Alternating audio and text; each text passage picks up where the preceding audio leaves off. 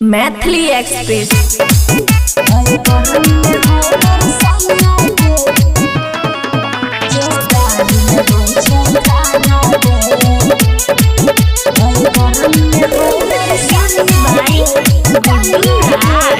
खुशी recording studio बलुआहा।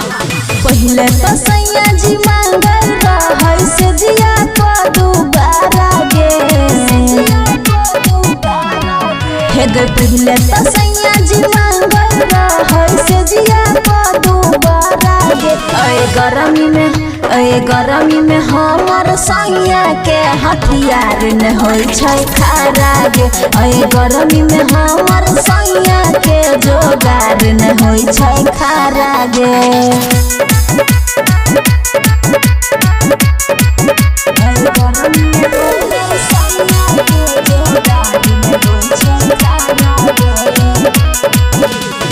से जिया के सुख सखी मिले नहीं जवानी में। हमर मरद सुत जाई के दलानी में गे सुना। से जिया के सुख सखी मिले नहीं जवानी में। हमर मरद सुत जाई के दलानी में। सट ने दै छै देहिया पामुड करै छै कारा गे। गरमी में हमर सैया के हथियार न होय छै खारा गे।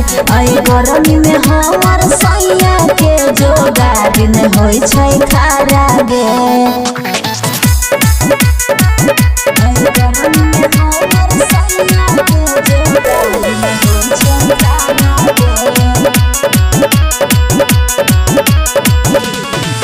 कहियो न छुबै हमर मरदायो बन गे। पियासल छियै कहिया भरतै हमर मन गे। कहियो न छुबै हमर मरदायो बन गे।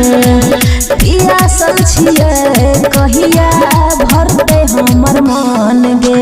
कहो दीपाली लखविंदर लखन भेलैया बारा गे। गरमी में हमर सैया के जोगार न होय छै खारा गे। गरमी में हमर मरदा के सामान न होय छै खारा गे। खुशी रिकॉर्डिंग स्टूडियो बलुआहा।